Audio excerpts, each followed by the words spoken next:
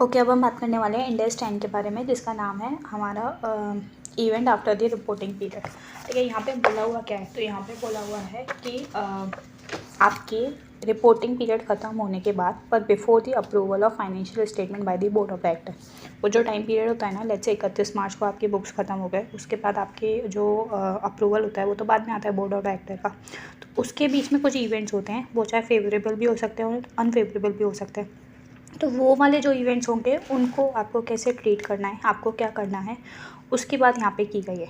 ठीक है, तो यहाँ पे एक दो चीज़ें अपने डेट से लेके बात करेंगे। तो यहाँ पे डेट कौन सी रखनी है, तो बोर्ड ऑफ डायरेक्टर वाली रखनी है। शेयर होल्डर्स को कब दिया, एजीएम को कब दिया, हमें कोई लेना देना नहीं है।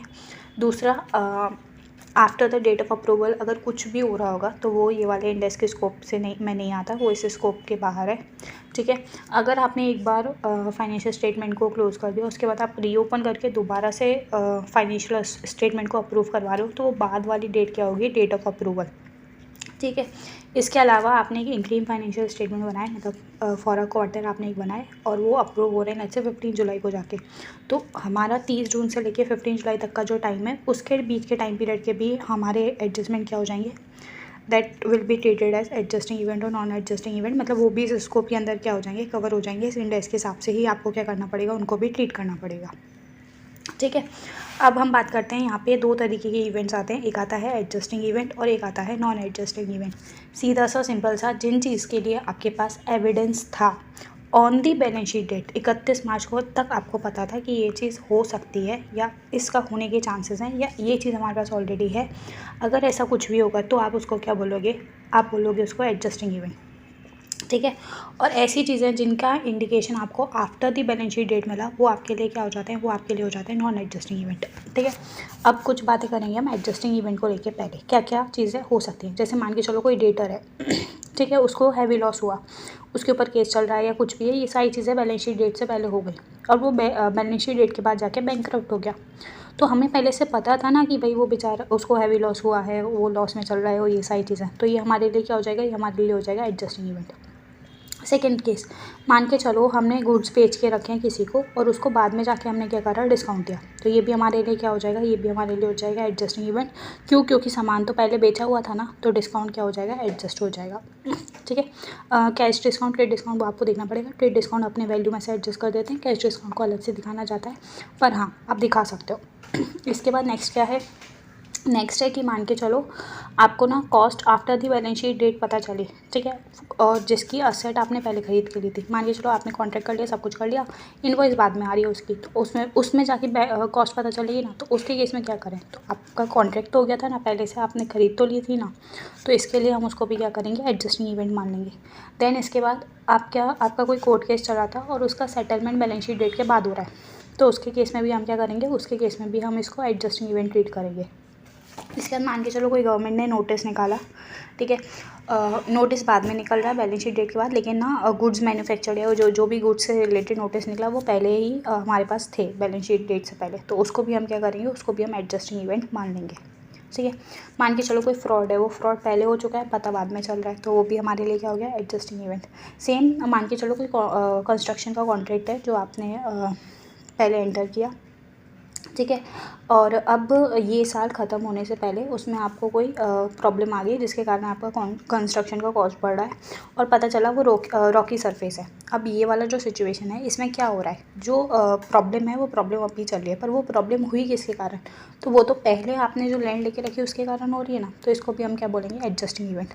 अगर कोई चीज़ एडजस्टिंग इवेंट बनती है तो क्या, तो उसके केस में हम उसको एडजस्ट कर देंगे फ्रॉम द रिस्पेक्टिव अमाउंट जो भी हो रहा होगा फाइनेंशियल स्टेटमेंट में उससे। ठीक है, पर अगर कोई चीज़ नॉन एडजस्टिंग इवेंट होती है, जैसे नॉन एडजस्टिंग के कुछ एग्जांपल लेते हैं, जैसे फॉर एग्जांपल फायर लगी, अब पहले से तो नहीं पता था ना कि आग लगने वाली है, तो वो क्या हो गया, नॉन एडजस्टिंग इवेंट। इसके बाद मान के चलो कोई इन्वेस्टमेंट है जिसकी फेयर वैल्यू हमें बाद में पता चल रही है, तो वो भी हमारे लिए क्या हो जाएगा, हम नॉन एडजस्टिंग इवेंट। इसके बाद हमने क्या करा, हमने एक कोई ट्रांजेक्शन में एंटर करना है, उसका नेगोशिएशन हमने पहले चालू कर लिया था, पर ट्रांजेक्शन जो हम कर रहे हैं वो after the balance sheet date करें, तो खाली बात ही चल रही थी ना, कॉन्ट्रैक्ट तो हुआ नहीं था, तो इसको हम कंसिडर नहीं करने जाएंगे। ठीक है, तो अगर आप ये सारे इवेंट्स क्या होगा, नॉन एडजस्टिंग इवेंट, और अगर ऐसे इवेंट्स होंगे तो हम इनको एडजस्ट नहीं करते।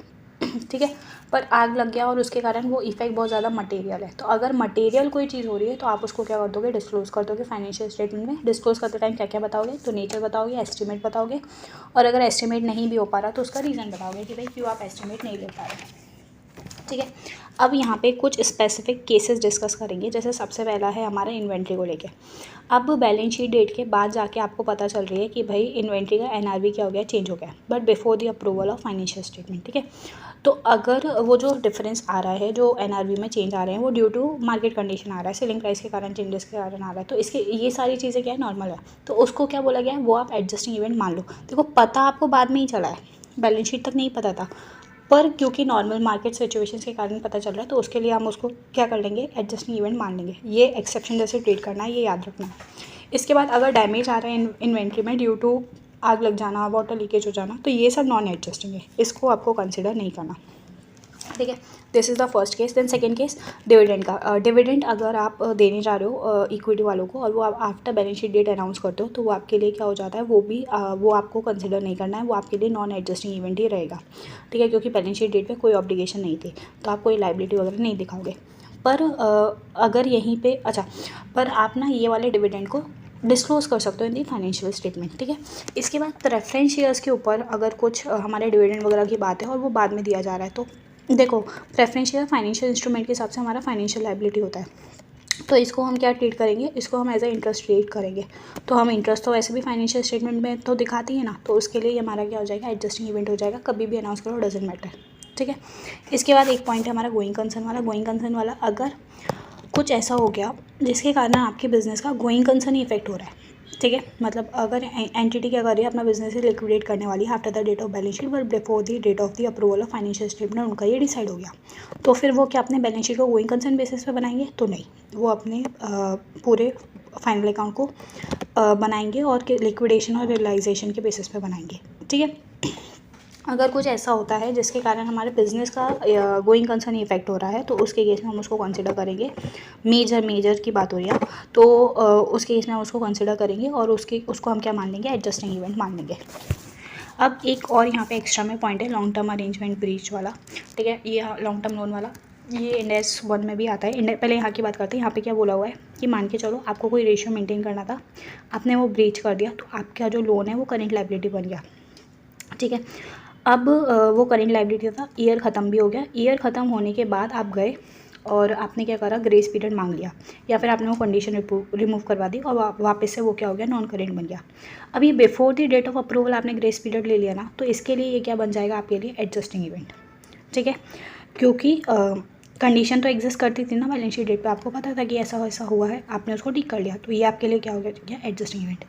अगर मैं यहाँ पे इंड एस 1 की बात करूँ, तो वहाँ पे ब्रीच होता था और ब्रीच होने के बाद हम साल ख़त्म होने से पहले ही उसको ठीक करा लेते थे, तो इसलिए क्या बोलते थे, इसलिए उसको वहाँ पे नॉन करेंट बोलते थे। यहाँ पे साल ख़त्म होने के बाद ग्रेस पीरियड ले रहे हैं, वहाँ पर साल ख़त्म होने से पहले ग्रेस पीरियड ले लेते थे। ठीक है, मतलब आप क्या कर रहे हो, नॉन कैश एसेट को देने वाले हो और एज अ डिविडेंड में, तो उसके केस में उसका ट्रीटमेंट क्या करना है। तो आप आज तो नॉन कैश एसेट दे नहीं रहे हो, तो जिस दिन आप अनाउंस करोगे उस दिन आप उसको बुक कर दोगे। किस नाम से, कैसे बुक करोगे, तो reserve and surplus other equity वाला account debit to dividend payable. ठीक है, ईयर एंड पे जाकर उसको रीमेजर करोगे, जो भी चेंजेस आ रहे होंगे वो वहाँ कंसिडर कर लोगे, तो reserve and surplus account debit to dividend payable. अच्छा, असेट देने वाले हो तो असेट को रिकॉर्ड किस वैल्यू पे करेंगे, तो फेयर वैल्यू पे करेंगे, स्टार्टिंग पे, मतलब जिस दिन अनाउंस किया उस दिन भी फेयर वैल्यू पे डिविडेंड पेबल की एंट्री होगी, बाद में रीमेजर के टाइम पे भी डिविडेंड पेबल जो एंट्री होगी वो डिफरेंस वैल्यू कंसिडर करके फेयर वैल्यू की तभी होगी। अब हो गया, अब at the date of payment again आप रीमेजर करोगे और फिर से डिफरेंस आया तो फिर से सेम एंट्री कर दोगे, reserve surplus other equity account debit to dividend payable. जब लास्ट में पेमेंट करने जाओगे तो एंट्री क्या होगी, तो dividend payable account debit to, उसके बाद हमारा असेट जा रहा होगा तो to asset on its carrying amount, and last में हमारा क्या हो जाएगा, टू पीएनएल। जो डिफरेंस आया वो कहाँ पे बुक कर देंगे, पीएनएल में बुक कर देंगे। ये एक एक्स्ट्रा में पॉइंट था जो याद रखना है। ठीक है, देन इसके अलावा एक दो क्वेश्चन है, एक क्वेश्चन है जिसमें क्या हो रहा है कि हमने पहले कुछ लॉस हुआ, NRV वगैरह में चेंजेस आया, जिसके कारण हमने उसको वैल्यू को कंसिडर कर लिया और हमने अपने स्टॉक का वैल्यू कम कर दिया। अब बाद में क्या हो रहा है, बाद में गेन हो रहा है, तो बाद में गेन हो रहा है तो गेन क्या हम एक्स्ट्रा में बुक कर सकते हैं क्या? नहीं, हम उतना ही रिवर्स कर सकते हैं और हम उतना ही कंसिडर कर सकते हैं जितना हमने क्या करा होगा, पहले में रिवर्स करा होगा। उससे ज़्यादा हम वैल्यू नहीं बढ़ाने जाएंगे हमारे असेट की, ठीक है। इसके अलावा एक क्वेश्चन और है, अच्छा क्वेश्चन है। क्वेश्चन में क्या हो रहा था कि मान के चलो आपने कंस्ट्रक्शन करा था एक 10 लाख की प्रॉपर्टी का, वेयर हाउस लिया था आपने, एंड देन उसके बाद आपको बहुत टाइम बाद जाके आपको स्ट्रक्चरल डिफेक्ट पता चला, ठीक है। अब उस टाइम पे क्या हो रहा है, उस टाइम पे सब कुछ हो रहा है, उस टाइम पे उसका रिवैल्यूएशन भी, उसको रिवैल्यू भी किया जा रहा है, इम्पेयरमेंट लॉस भी आ रहा है, सब कुछ हो रहा है। तो शांति से समझेंगे। देखो वहाँ पे 3 4 साल की बात करी हुई थी, 3 साल का अकाउंटिंग हो रखा है, चौथे साल में अभी हम खड़े हैं, चौथा साल जस्ट खत्म हुआ, उसकी अकाउंटिंग करने के लिए हम बैठे हैं, ठीक है। अब यहाँ पे क्या होगा, हम सबसे पहले देखने गए कि अच्छा हमारे वहाँ पे क्या है, वहाँ पे इम्पेयरमेंट वाला पॉइंट है, तो हमें वहाँ पे 2 चीज़ें चाहिए, एक रिकवरेबल अमाउंट चाहिए, दूसरा हमें क्या चाहिए, कैरिंग अमाउंट चाहिए। तो सबसे पहले हम कैरिंग अमाउंट निकालेंगे कि भाई 3 साल के बाद उसका कैरिंग अमाउंट साल के शुरू में बन कितना रहा होगा, वो निकाला। फिर उसको कंपेयर करेंगे रिकवरेबल अमाउंट में, विचेवर इज हायर के साथ हमारा 9 लाख रुपये डिसाइड हो गया। चलो 9 लाख के ऊपर हमें काम करना है, 9 लाख रुपये। अब 9 लाख रुपये के ऊपर हम क्या लगाने चाहेंगे, इस साल डेप्रिसिएशन लगाने चाहेंगे, ठीक है। अगर पहले डेप्रिसिएशन लग गया होगा तो वो तो नॉर्मल ओल्ड वाली लाइफ के हिसाब से लगा होगा, तो वो वाली लाइफ और फिर न्यू वाली लाइफ, दोनों लाइफ को कंपेयर करके अगर कुछ डिफरेंस आ रहा है डेप्रिसिएशन का तो वो बुक कर देंगे। तो क्वेश्चन में ऐसा है, पहले 30 साल की ज़िंदगी थी, फिर 20 साल की ज़िंदगी हो गई, तो डेप्रिसिएशन का फ़र्क आ रहा है, तो डेप्रिसिएशन बुक करने जाएंगे। तो नॉर्मल अपने जैसे एंट्री करते हैं डेप्रिसिएशन की, अपने वैसे एंट्री कर देंगे, depreciation account debit to accumulated depreciation, ठीक है। उसके बाद क्योंकि इम्पेयरमेंट भी हो रहा है, तो फिर हम क्या करेंगे, जो डिफरेंस आएगा आफ्टर द डेप्रिसिएशन का वैल्यू, वो वाले वैल्यू को कंपेयर करेंगे हम अपने रिकवरेबल अमाउंट के साथ, और फिर उन दोनों को जो डिफरेंस आएगा वो डिफरेंस को हम बुक कर देंगे किस में, इम्पेयरमेंट लॉस में। तो उसकी भी हम एंट्री कर देंगे, और उसकी एंट्री क्या होगी, तो उसकी एंट्री हो जाएगी impairment loss account debit to क्या बोलते हैं, टू वेयर हाउस का जो भी एक्यूमुलेटेड डेप्रिसिएशन है वो। देन तो ये एक अच्छा पॉइंट है यहाँ इस वाले इंडेक्स में। पूरे में नाम क्या था, इंडेक्स 10, पूरा नाम क्या था हमारा। तो इसमें हम क्या कर रहे थे, तो इस वाले केस में हम एडजस्टिंग नॉन एडजस्टिंग इवेंट देख रहे थे, that is event after the reporting period,